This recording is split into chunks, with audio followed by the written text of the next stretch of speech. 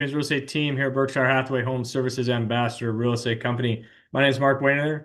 Second team leader here at Champions Real Estate Team. Joining me today is Russ Williams with Williams Mortgage. So like I said, we jump on here every Wednesday, give a rundown what's going on in the real estate market over the last 7 days, try to keep you guys informed what we're seeing, kind of a big picture, kind of like a street level view of everything that goes on so you can make an educated decision. That's the biggest thing we, here at Champions Real Estate Team, and I know with Russ, is just coaching. You hear us talk a lot about playbooks, having a coaching staff, i.e., realtors, lenders, insurance people, home inspectors, title companies. That's your coaching staff you want to have. Obviously, we're in spring training right now before we get rocking and rolling in the big market side of it. Keeping a pulse on what the inventory is doing, what the interest rates are doing, because all that is going to affect everybody. The sellers and the buyers, and how can we coach you to have a playbook, to put you out there for sellers. Now, well, hey, someone in my office said, that they're looking to buy a house. Should we just have them come look at the house?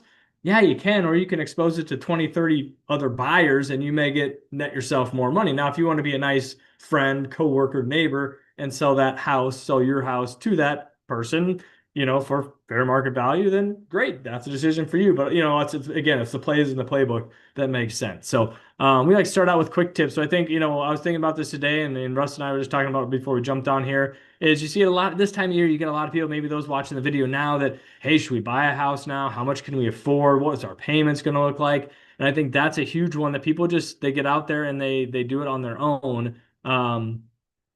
Of what is out there, and so the first thing they do is how much can you afford? What's your purchasing power? Well, you may get on here and you use this mortgage calculator like we have here on championsrealestateteam.com. So if you go into our buying section, you have our interactive maps, all this kind of fun stuff on our thing, our home buying guide, right here, home buyer's guide there for you, seller's guide. But what I want to get to on here, the biggest thing the takeaway on this, they're great little calculators if you know what's in that calculator.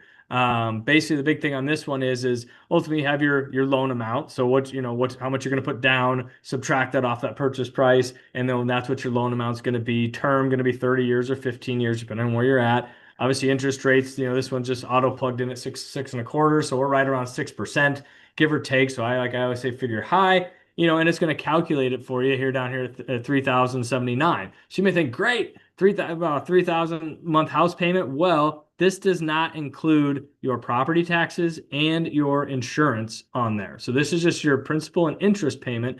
So on a $500,000 house at 2%, 2.5%, mill levy on there, you may have $10,000 to $12,000 of taxes. That's an extra almost grand on top of that $3,000 payment. And so you make it on there, you do your own little research, you kind of figure it out, and you're like, hey, we're excited. We can buy, a $500,000 house, at $3,000 a month. And all of a sudden, you meet with Russ, a lender, and they give you or myself, we can give you an estimated cost sheet of what closing costs and what that payment's going to be, estimated taxes. On a $600,000 house, you're probably $5,000, $4,000 to $5,000 on homeowners insurance there. So that's another $500, roughly a month. So you get another $1,500. So that moves that payment up to about $4,500, roughly. And so that is a big swing in somebody's budgeting. If they got a monthly budget, they don't want to, get over, 25 to 30% of their take home pay into a mortgage. So that's one of the biggest things that I see, or I've seen over, I guess we go coming on my 18th year now in real estate, is that, I have these coaching sessions and all of a sudden you see sometimes the air deflate a little bit out of the balloon because they were excited that, hey, I was set for a $500,000 house and now I'm down to a $400,000 house, and you've been looking on the Champions website at $500,000 houses, and all of a sudden you're like, oh, now I got to scale that back and into that 400. So that's where some discouragement can come in. Obviously it's an emotional buying process, and that's just what we want to make sure that the full kind of disclosure, I guess, of what's going on that aspect of it. So I think that's the big thing I take away from these mortgage calculators. I don't know if Russ has anything that he sees different on these mortgage calculators. I mean, feel free to jump in here if you have anything, Russ. Yeah, that's definitely what we see as well. That folks, when they contact me, which is really the first call you should make, is that they maybe have been to an online calculator and they don't necessarily have a clear understanding of what that housing payment's going to be. Absolutely. Yeah. So I mean that's basically our big quick tip of the day is just mortgage calculators are great to give you a rough estimate, but you still got to think that it's about a 2.5. I mean, right now if you're on new construction, you may be up 2.8%. on the mill levy. As you get more in the existing homes, you're about, at 2.2, 2%, depending on where you're at, and so that's kind of, so I always, like I said, figure high, and throw that in there. And, I mean, a good, measurement for homeowners insurance is just under probably 1%, of that. So, they're ticking up there. I mean, some of them are even a little higher, on that stuff. So, I mean, like I said, figure high. And then if you get surprised, in a good way, that's a good thing. So that's kind of our quick tip here. Probably a little more long-winded answer than you really wanted to get into there, but just want to make sure you're understanding. So on any of those mortgage calculators, on any of the websites that are out there, let's jump into what's going on, what we're seeing in the real estate market over the last 7 days. We had 470 new listings go live, I think, as of this morning, about 10 o'clock, and about 400, or actually 400 new contracts written. So we're getting into that level now. I think obviously the nicer weather, we had obviously a little bit of snowstorm this last week, but you're still seeing there's 400 some odd what we have last, where's that? Last week we had 490 and we had 446. So we're basically on par with what we've done the last couple of weeks. And I think we're kind of getting to that one in, one out ratio there. As one comes on, one goes off, in that side of it. So I think it's still a very active market in the buying pool. And we'll take a look at this next one here. So we look at the months of inventory. So this is a good barometer of the supply demand aspect of it.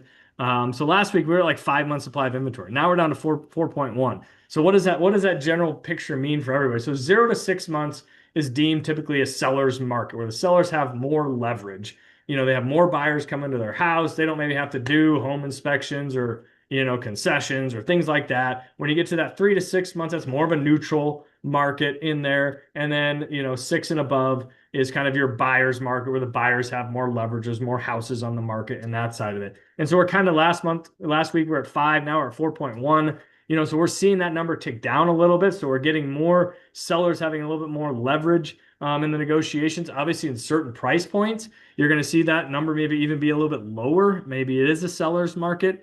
And then, like I said, some of those houses, like we see, we had 3,290 active listings in the Omaha Lincoln area. 1788 is in the Douglas Sarpy, the Omaha Metro. 846 is all we've seen on the existing side, and 941 is what our new construction. So when you look at what the previous graph, yeah, that looks like a lot of houses, but the thing is you had 470 come new on the market and you had 400 go off the market. And this number just went down. I think it was by like about 50 houses. I think it was 3340 was last week. So we lost 50 houses. And so we're seeing more houses come off the market. And then we're also seeing some of those houses that have been on the market for the last 60 days, 90 days, they're still on the market, but those new ones are going off.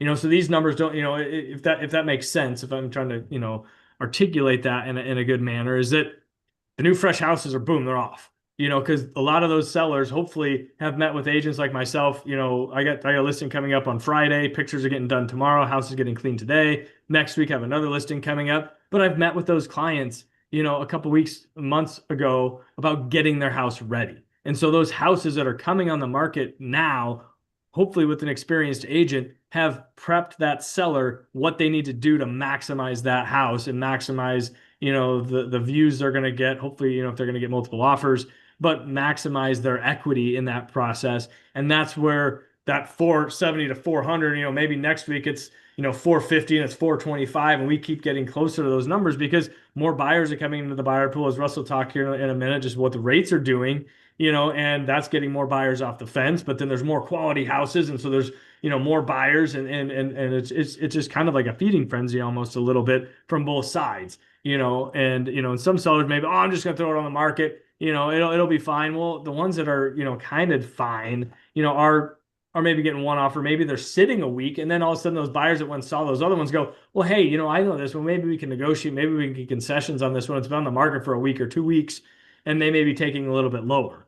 So that's just kind of the general picture that we're seeing of what's going on in that aspect of it. But yeah, I guess I could go a whole deeper into it, but let's get into what Russ has to say on the mortgage side. So I know we were talking earlier, just kind of where they're at as far as 3-year lows and 3.5-year lows. I mean, I guess what are you seeing, I guess? Yeah, that's exactly right, Mark. We are seeing mortgage rates sitting right around 3, sometimes even more, a little bit more than 3-year lows. And it's interesting. One of the challenges I've been hearing out there is people are saying, I want to wait for rates to go lower before purchasing. I want you to keep this in mind if that's your thought process or if you've heard that.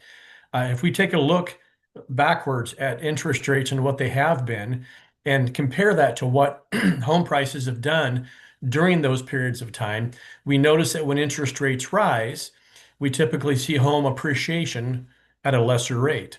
If we see interest rates drop, as they have been recently, we start to see an acceleration or an increase in home prices. So, what I'm trying to tell you is if you wait because you think rates might fall further, it is very possible that you may end up paying 2, 3, 4, 5% more for that home and ultimately have the same payment, but have more that you owe or have to pay for that property. So, what I'd highly encourage you to do is get in touch with Mark and his team, put together a plan to start looking at properties now. If rates do happen to continue to improve, and we don't know that they will, the general consensus forecast among the big players, whether it be NAR, whether it be Mortgage Bankers Association, Fannie Mae, Freddie Mac, they're all forecasting rates to be in this general range for most of 2026. If they do happen to fall further, that tends to pull more people off of the sidelines, and more people coming off the sidelines wanting to buy those homes that Mark just talked about typically tends to mean more multiple offer situations, and that starts to put upward pressure on home prices. So get out there now while there is inventory available and before rates happen to go either direction. Make sure you can buy the house. We've said many times, Mark, and we haven't said it recently, is you marry the house and you date the rate. It's not a permanent mortgage. You can always redo it if rates fall. But if you have to pay 3, 4, 5% more for the house because you waited 3, 4, 5, 6 months, you may regret that later on. Yeah, and I was looking at numbers the other day, and basically our 5 year, basically the average sold price, the difference right now, it's up 41.4%. Bingo. And I think that's a huge thing, just even year over year, that's almost a 10%, just a little under 10% appreciation each year, and so what is the cost of waiting? Right. And we talked hundreds of times of timing the market and all this stuff. There's no such thing as timing the market, whether you're in the stock market, real estate market, bond market, crypto market, whatever the heck, whatever market you want to be in. It's what is the best time for you to get into the market? And that's buying a house. Is that, you have your savings, you have your emergency fund, you got your down payment, you got all those things in line. And it's rather than trying to time what the rates are going to do, you may miss out on some of that appreciation just because you're trying to save 50 to $100 a month on your monthly payment. And so I think that's just something to think about. And it's one of those that, and I come back to like how I operate. I don't care whether you buy a house this week, next month, next year, 5 years from now. I just want it to be the right time for you. And I would love to be part of the process because my goal is to coach and educate you through that entire process and keep you informed whether you're going to buy a house. I met a new potential client, a brother of a client yesterday, and he's like, well, I'm thinking about possibly we're down the road, maybe 2 years to do something. And I'm like, well, let's get in touch. Let's just go over what are the options out there, to sell your house. Where do you potentially want to go? What does it matter? And it's like, I'm not trying to sell him a house today. I want him to go, gosh, maybe I should have done something a year ago, but I didn't know.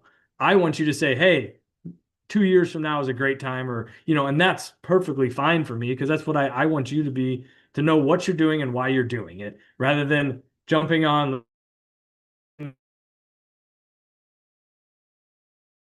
some talking heads on social media and I give you cross-reference it with somebody, all that stuff. So that's perfectly fine. That's what I like to do. I enjoy coaching. That's why I do this business. I mean, it's fun. It's a relationship business. It's a coaching business. And then on the plus side, I can earn a living for my family doing it, something that you love. So, but anyways, yeah, I'll get off my soapbox here. But yeah, if you have questions, comments, reach out to us. And then we got our Easter egg hunt coming up at the end of next month on March 27th. I'll kick off at 1 o'clock. That's been getting crazy. I think it'll be our 11th or 12th year going on there. So I better get started. I think we do about like 2,000 to 3,000 eggs, and all that good stuff. So that'll be coming up. Like I said, got a new listing coming up on Friday over in Poppleton Circle off 140th and Pacific Street there. So it's got a 2.5 car garage.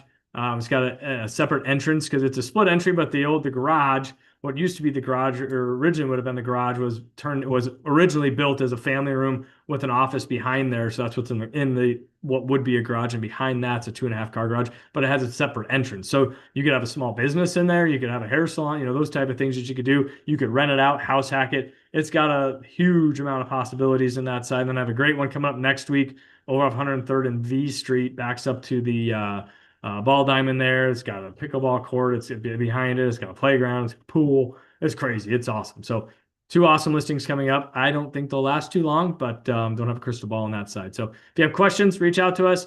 Numbers down here. Russ over on that side. 290-8936. If you need